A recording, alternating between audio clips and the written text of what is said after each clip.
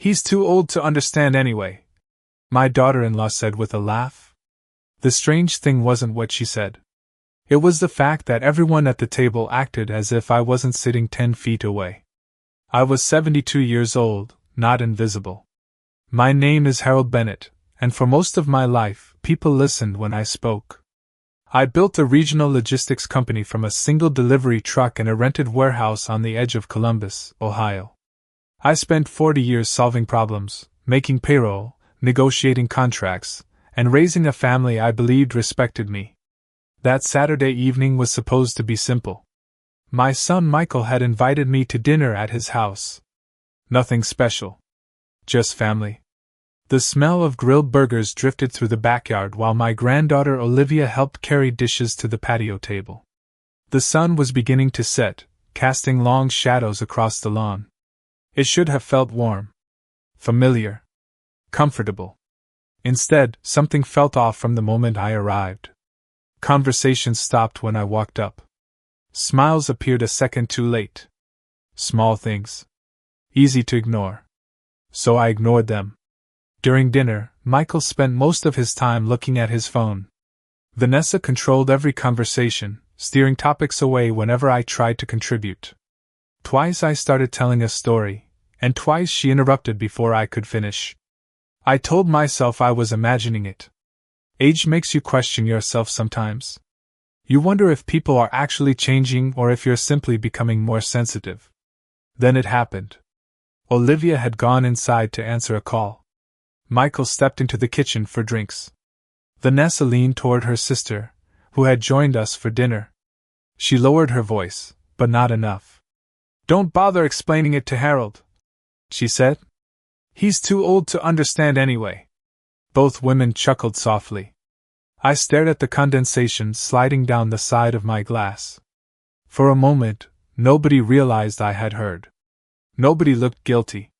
Nobody rushed to correct the statement. That was what hurt most. It sounded practiced. Familiar. Like something they had said before. Then Michael returned. Vanessa repeated part of the conversation. He smiled. Not a nervous smile. Not an uncomfortable smile. Just a small, casual smile before changing the subject. I felt something settle inside me right then. Not anger. Not even sadness. Clarity. I suddenly saw the previous year through a different lens. The financial discussions I was excluded from. The decisions made without consulting me. The way people simplified explanations whenever I asked a question. The concerned looks. The patient tones. They weren't treating me like family anymore.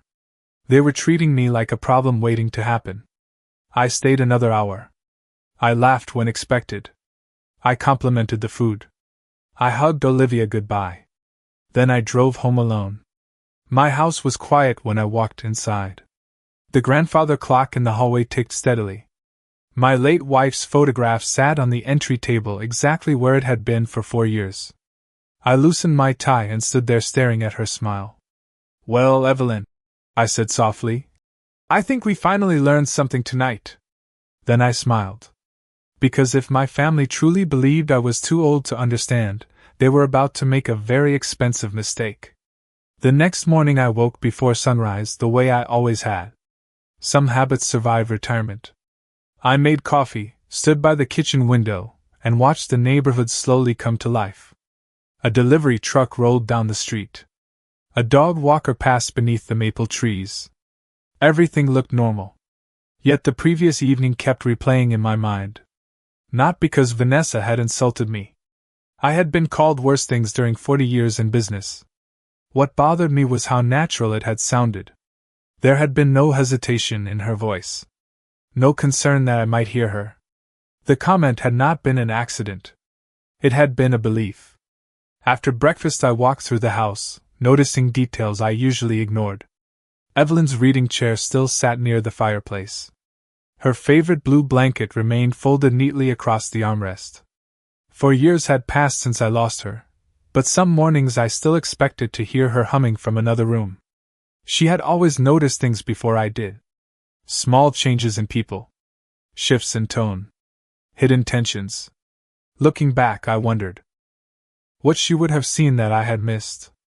Around 10 o'clock, I opened a drawer in my home office and pulled out a stack of documents. Financial reports, trust paperwork, estate plans. Everything was organized exactly the way I liked it. As I reviewed the files, another memory surfaced. 6 months earlier, Michael had suggested that I simplify my finances. He said it would make life easier. At the time, it sounded reasonable. Then I remembered another conversation. Vanessa encouraging me to add names to certain accounts. Vanessa insisting that paperwork was becoming complicated. Vanessa offering to help manage things if I ever became overwhelmed. I had smiled and thanked her. Now those conversations felt different. By lunchtime, I had filled 3 pages of a legal pad with observations. Not accusations. Just facts. Dates. Comments. Situations. I was surprised by how many there were once I started paying attention. The pattern stretched back nearly 2 years. That afternoon, Michael called. His voice was cheerful, almost overly cheerful. He wanted to know if I remembered the family barbecue plan for the following weekend. The question itself was harmless. The way he asked it was not. He spoke slowly, carefully, as if testing me. I answered every detail correctly. There was a brief silence on the line. Then he laughed and changed the subject. After we hung up, I sat at my desk staring at the phone. Something was happening. Not openly. Not yet. But I could feel it building beneath the surface. People reveal themselves when they think you are no longer paying attention. They become careless. Honest. Comfortable. By early evening, I had made a decision. I was not going to confront anyone. Confrontation only makes people defensive. Instead, I was going to listen. Observe. Learn. If my family truly believed I was becoming forgetful, perhaps I would give them exactly what they expected to see. Not because I wanted revenge. Not because I wanted conflict. I simply wanted the truth. And sometimes the fastest way to discover what people think of you is to stop correcting their assumptions. 3 days later, I began the experiment. Nothing dramatic. Nothing anyone could accuse me of staging. During breakfast with Michael and Vanessa at a small diner near their neighborhood, I casually asked Michael when Olivia's semester ended. I already knew the answer. She had told me herself just 2 weeks earlier. Michael gave me a curious look before answering. Vanessa glanced up from her coffee. I nodded thoughtfully and changed the subject. 20 minutes later, I asked again. The reaction was immediate. Not from Michael. From Vanessa. I caught the quick look she sent across the table. A look that lasted less than a second but said far more than words ever could. When we left the restaurant, she walked a few steps ahead with Michael. I pretended to check a message on my phone while staying close enough to hear part of their conversation. Did you notice that? She asked quietly. Michael lowered his voice. Maybe he just forgot. He asked the same question twice. The words lingered with me all afternoon. Not because they were cruel. Because they were hopeful. I could hear it beneath the concern. Hope. Expectation. The possibility that their assumptions about me might finally be coming true. Over the next week, I repeated the pattern carefully.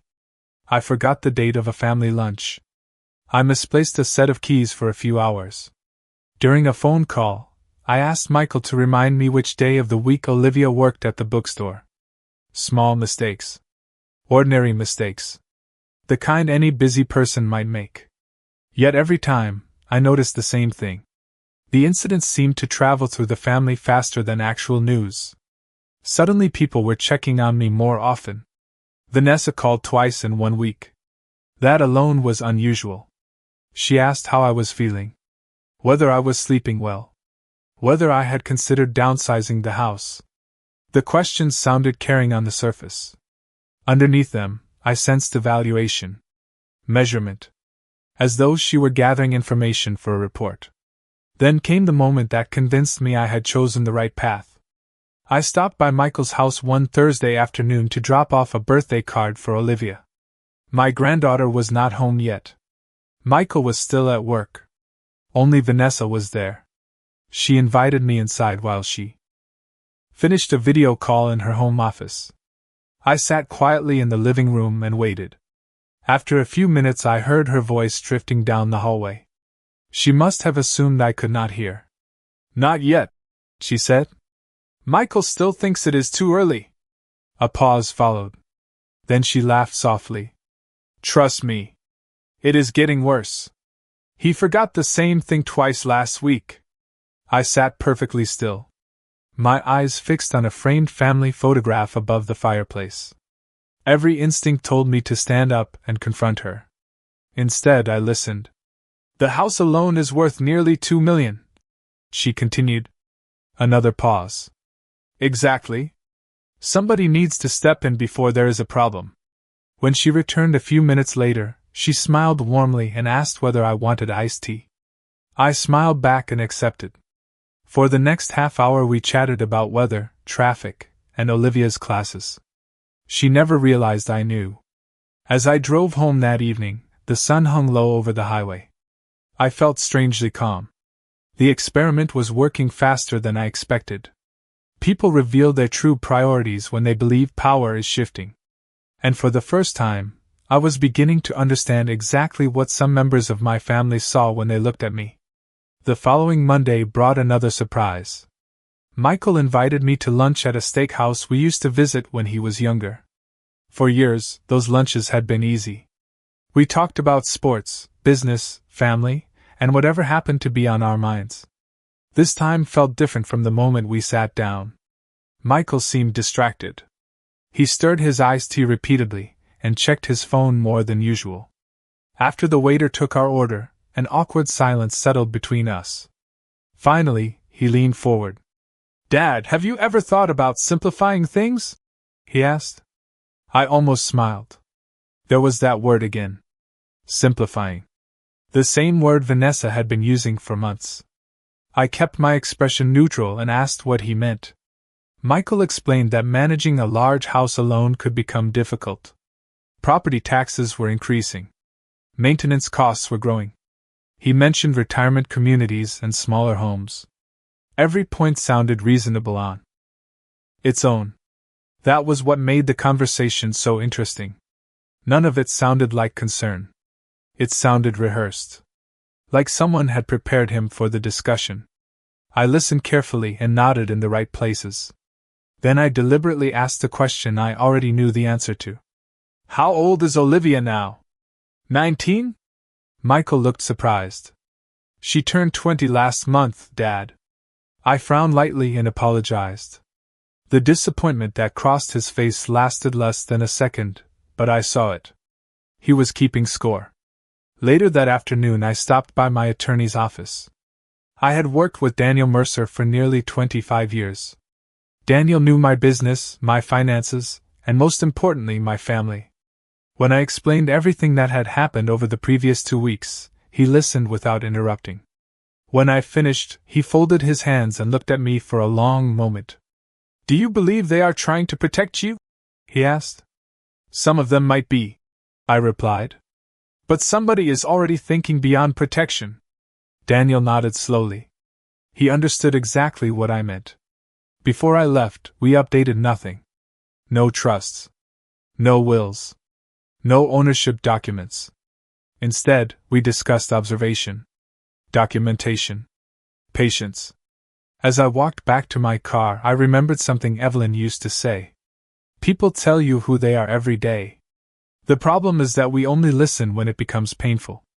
That evening Olivia came by unexpectedly. She carried a paper bag from my favorite bakery and a stack of law school brochures. We spent nearly an hour at the kitchen table talking about her future plans. Not once did she ask about my memory. Not once did she mention the house, my finances, or retirement. She talked about classes, professors, and her dream of becoming an attorney. Eventually she grew quiet. "Grandpa," she said carefully, "can I ask you something?" I told her she could ask me anything. She hesitated before speaking. "Why does everybody keep acting like something is wrong with you?" The question caught me off guard. For the first time in weeks, Somebody had said exactly what was happening. I studied her face. There was no calculation there. No hidden agenda. Just concern. Real concern. I smiled and told her I was still trying to figure that out myself. Olivia nodded slowly. Then she said something I could not stop thinking about after she left. Sometimes people start treating someone differently long before anything actually changes. As the front door closed behind her, I stood alone in the quiet house. For the first time since this began, I realized I was not the only one paying attention. Over the next several days, I decided to stop wondering what my family might do and start paying attention to what they were already doing. The difference was remarkable. Once you stop giving people the benefit of every doubt, patterns become easier to see. On Wednesday morning, I received a call from Vanessa. Her voice carried the same warm tone she always used when she wanted something. She asked whether I had reviewed some paperwork Michael had mentioned during lunch. I told her I did not remember any paperwork. The silence that followed lasted only a second. Then she quickly changed the subject. Later that afternoon, I received an email from Michael containing information about a financial planning seminar for seniors. The message sounded helpful enough, but something about it felt staged. For years, my son had trusted me to manage a company worth millions of dollars. Now he seemed increasingly interested in whether I could manage a checking account. The contrast was difficult to ignore. 2 days later, I attended Olivia's birthday dinner at a local Italian restaurant. The evening started pleasantly. Olivia laughed with her friends. The food was excellent. For a while, everything felt normal. Then the conversation shifted. One of Olivia's friends mentioned future plans after graduation. Vanessa immediately turned toward me. "Planning ahead becomes very important as we get older," she said with a smile. "Sometimes people wait too long to make important decisions." I nodded politely. "That is true," I replied. "Fortunately, I have always been a planner." For some reason, my answer seemed to disappoint her. Later, while everyone was distracted by dessert, I excused myself and headed toward the restroom. As I passed the hallway near the private dining rooms, I heard familiar voices. I was not trying to eavesdrop. I simply recognized my son's voice. "I am not comfortable pushing him," Michael said quietly. Vanessa sounded frustrated. "Nobody is pushing him. We are trying to be realistic. Daniel Mercer is still involved," Michael replied. "Dad talks to him all the time." Hearing my attorney's name immediately caught my attention. "That is exactly the problem," Vanessa said. "As long as Daniel is around, nothing is going to change." I stood motionless for a moment. Then I continued walking before either of them could see me. During the drive home, those words stayed with me. Not because they revealed a grand conspiracy. They revealed something more useful. Impatience. Vanessa wanted something to happen. Soon. Faster than Michael seemed willing to allow. For the first time, I realized there was tension between them. They were not operating as a perfect team. That discovery mattered. The following Sunday, Olivia stopped by again. We sat on the back porch drinking lemonade while a summer breeze moved through the trees. Eventually, she looked at me with unusual seriousness. "Grandpa, can I tell you something without causing trouble?" she asked. I told her she could. She lowered her voice. "Mom has been asking a lot of questions about your finances lately. More than normal." I remained silent. Olivia continued. "And Dad does not seem happy about it." I looked out across the yard and felt something shift inside me. The experiment was no longer revealing only greed.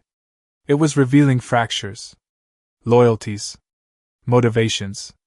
The story was becoming more complicated than I expected. And somewhere beneath all of it, the truth was beginning to surface. The next week brought a shift I had not expected. Until then, most of what I had seen involved Vanessa. Her questions. Her impatience. Her growing interest in matters that had never concerned her before. Michael remained harder to read. That changed on Tuesday afternoon. He stopped by my house unannounced carrying takeout from a barbecue place we both liked. We sat at the kitchen table the way we had dozens of times over the years. For the first half hour, we talked about football, weather, and a construction project near downtown. Then the conversation slowed.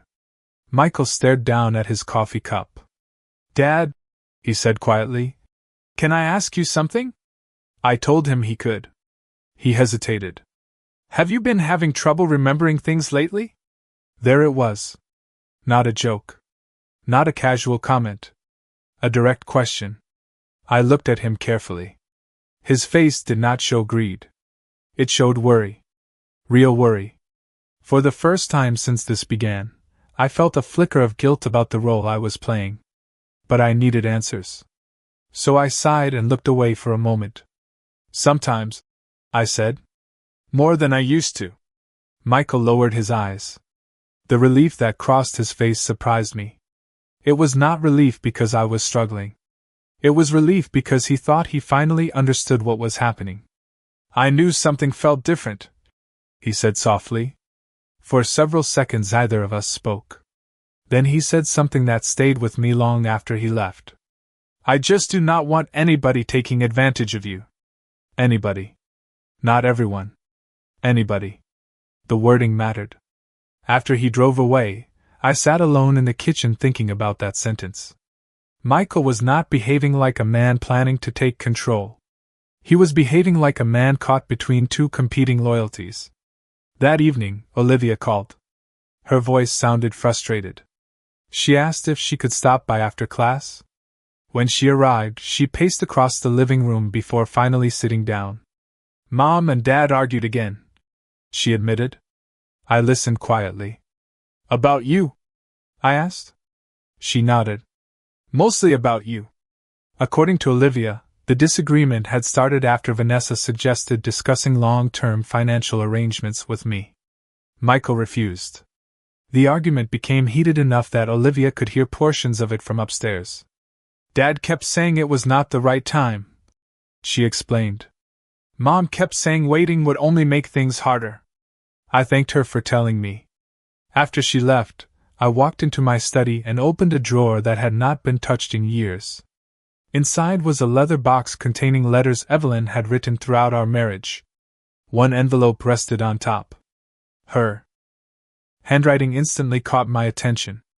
I sat down and carefully unfolded the paper. The letter had been written nearly 6 years earlier. Long before any of this started. Long before she became ill.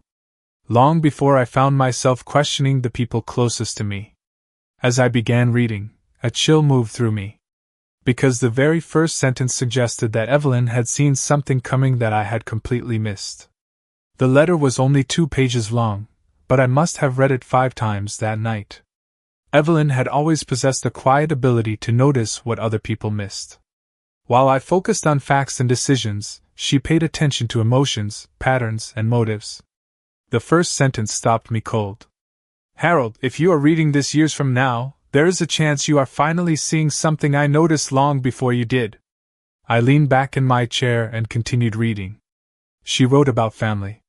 About how love and dependence sometimes become tangled together. About how good people can slowly begin measuring relationships through convenience rather than gratitude. Then I reached the passage that unsettled me most. "If anyone ever starts treating you like a problem to manage instead of a person to love, pay attention. That change never happens overnight." I stared at her handwriting for a long time. 6 years earlier, she had somehow identified the very thing I was experiencing now. Yet the letter was not bitter. She never named anyone. Never accused anyone. Instead, she offered advice. Observe before judging. Listen before reacting. And above all, separate fear from greed because they often look alike from a distance. The next morning I called Daniel Mercer and asked him to meet me for coffee. We sat in a quiet corner of a bookstore cafe. I brought the letter with me. Daniel read it carefully and nodded. "Your wife was a wise woman," he said. "She usually was," I replied. Then I told him something I had not admitted aloud before. I no longer believed this situation was simply about money. Daniel raised an eyebrow. "What do you think it is about?" I considered the question. Control, I said finally. Some people want security. Some want influence. Some want certainty about the future. Money is only part of it. Daniel agreed. Before we left, he suggested one thing. Do not rush the experiment. People reveal the most when they believe the outcome is already decided.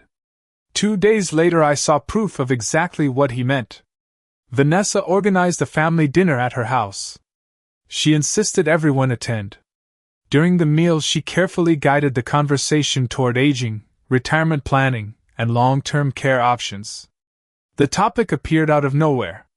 Olivia noticed it too. I could tell by the way she exchanged glances with me across the table. Then Vanessa casually mentioned a senior living community she had recently researched. Michael immediately shifted in his chair. We do not need to discuss that tonight, he said. Vanessa smiled, but the smile did not reach her eyes. I am only thinking ahead. Nobody responded. The silence felt heavy. For the first time, I saw clear frustration on her face. She believed events should be moving faster. She believed decisions should already be happening. As the evening ended, Olivia walked me to my car. Before I opened the door, she lowered her voice. Grandpa, something feels wrong. I looked at her carefully. What makes you say that? She hesitated. Because everybody keeps talking about what should happen to your life instead of asking what you actually want. As I drove home beneath the streetlights, Evelyn's letter rested on the passenger seat beside me. And for the first time, I began to suspect that the most important test was no longer about discovering who was greedy. It was about discovering who still respected my right to choose my own future. The following week I decided it was time to stop observing and start applying pressure. Not enough to hurt anyone. Just enough to reveal what remained hidden beneath the surface. I called a family meeting and invited Michael, Vanessa, and Olivia to my house for Sunday dinner. The invitation alone seemed to make Vanessa unusually eager. She arrived carrying dessert and wearing the kind of bright smile people use when they believe good news might be waiting for them. After dinner, I asked everyone to join me in the living room. The grandfather clock ticked softly in the corner, while evening sunlight filtered through the windows. For a moment, nobody spoke. Then I cleared my throat. I have been thinking about the future, I said. Vanessa immediately sat up straighter. Michael looked concerned. Olivia simply listened. Managing everything alone has become more complicated than it used to be, I continued. The statement was vague enough to invite assumptions. Vanessa took the bait instantly. That is completely understandable, she said gently. A lot of people eventually reach that point. I nodded.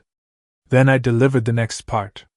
I have also been considering moving into a senior living community sometime next year. The room fell silent. Vanessa's reaction was almost impossible to miss. Excitement flashed across her face before she quickly disguised it as concern. Michael looked shocked. Olivia frowned. Have you already decided? Michael asked. Not yet, I replied. But I am exploring options. Vanessa leaned forward. That could actually be a wonderful opportunity. Less maintenance. More support. More security. Her response came far too quickly. Almost as if she had rehearsed it. I allowed the conversation to continue for another 20 minutes. Then I introduced the second piece of information. If I move, I will probably need to reorganize certain assets and management responsibilities. This time nobody spoke immediately. The silence itself became revealing. Michael stared at the floor. Olivia looked directly at me. Vanessa asked the first question. What kind of responsibilities? There it was. Not how I felt. Not whether I wanted to move. Not whether I would be happy. Responsibilities. Control. Structure. Authority. I answered carefully. That is still being evaluated. Her expression tightened slightly. For the rest of the evening, conversation never fully recovered. Everyone seemed distracted by their own thoughts. After they left, I stood at the front window watching their cars disappear down the street. 20 minutes later my phone rang. It was Olivia. "Grandpa," she said quietly, "I do not think you should make any decisions because other people expect you to." I smiled despite myself. "Why do you say that?" There was a pause. Then she answered, "Because tonight felt like everyone was discussing your future except you." After the call ended, I sat alone in the darkness of the living room. The test had entered a new phase. Assumptions were no longer enough. Now expectations had been created. And expectations have a way of exposing things that careful observation alone never can. 3 days after the family dinner, I made the final move. Not because I had reached a conclusion, but because I believed the truth was close enough to touch. I called Michael and Vanessa and asked them to meet me at Daniel Mercer's office the following Friday afternoon. I gave very few details. That alone seemed to create immediate tension. Michael sounded nervous. Vanessa sounded curious. Daniel agreed to help me stage the meeting exactly the way I envisioned it. When Friday arrived, I sat quietly in the conference room before anyone else entered. The polished oak table reflected the afternoon sunlight coming through the windows. Evelyn's letter rested inside my briefcase. Daniel sat beside me reviewing a folder. A few minutes later, Michael and Vanessa arrived together. Olivia came shortly afterward at my request. The atmosphere felt strangely formal. Nobody seemed comfortable. Vanessa was the first to speak. "What is all this about?" she asked. I smiled politely. "I wanted everyone present for an important discussion." Daniel opened the folder and began speaking. He explained that we were reviewing future planning considerations. Nothing more. Nothing less. As expected, Vanessa immediately focused on practical matters. Housing arrangements. Asset management. Future oversight. She asked thoughtful questions. Intelligent questions. But every question pointed in the same direction. Control. Authority. Decision-making. Meanwhile, Michael remained unusually quiet. Several times he appeared ready to speak before changing his mind. Then something unexpected happened. Olivia broke the silence. "Can I ask a question?" she said. Everyone turned toward her. "Why are we discussing Grandpa's future like he is not sitting right here?" The room became completely still. Nobody answered immediately. Olivia looked directly at her parents. "Has anybody actually asked him what he wants?" Vanessa shifted uncomfortably in her chair. Michael stared at the table. Daniel remained silent. I watched all of them carefully. In that moment, nobody was performing anymore. Nobody was pretending. The masks were slipping. Finally, Michael spoke. His voice sounded tired. "I was worried about Dad." He looked at me. "I thought something was changing." I nodded. "And what did you think should happen?" Michael hesitated. "I did not know." Then he glanced toward Vanessa. "That was part of the problem." For the first time since this began, I saw genuine conflict between them. Not anger. Not hostility. Just two people who had been moving toward different goals without admitting it. Daniel closed the folder and leaned back. The meeting had become something far more valuable than any legal discussion. It had become honest.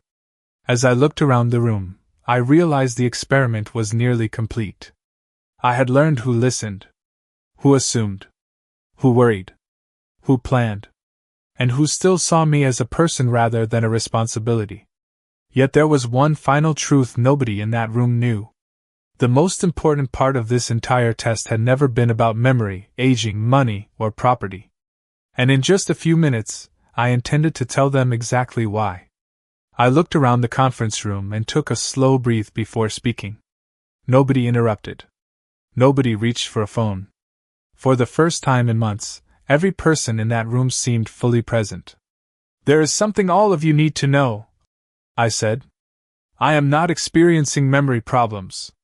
The silence that followed was absolute. Vanessa blinked. Michael stared at me. Olivia did not look surprised at all. Daniel remained perfectly still. "What do you mean?" Michael finally asked. I folded my hands on the table. "I mean exactly what I said. I have not been losing my memory. I have not been confused. I have not forgotten important information. Vanessa's face slowly lost color. Then why would you? She began before stopping herself. I nodded. Why would I allow people to believe it? Because I wanted to understand something. I reached into my briefcase and removed Evelyn's letter. The paper had become soft from being handled so many times. After your mother passed away, I promised myself I would never become suspicious of my own family. I believed trust was stronger than doubt. I looked at Michael. Then I started noticing changes. My eyes moved toward Vanessa. Not dramatic changes. Small ones. Conversations that happened around me instead of with me. Decisions discussed without asking my opinion. Assumptions made about what I could or could not understand.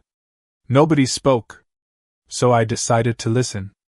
I explained how the experiment began. How I intentionally appeared forgetful. How I watched reactions. How people revealed themselves when they thought circumstances had changed. When I finished, Michael lowered his head into his hands. Dad, I am sorry, he said quietly. I should have talked to you instead of talking about you. I believed him. That was the difference. His regret was not about money. It was about failing someone he loved. Then Vanessa spoke. Her voice was softer than I had ever heard it. I thought I was helping. I studied her for a moment. Part of you probably was. Tears formed in her eyes. I was afraid that if something happened, nobody would be prepared. For the first time, I saw the fear beneath the control. Not an excuse, but an explanation. Evelyn had been right.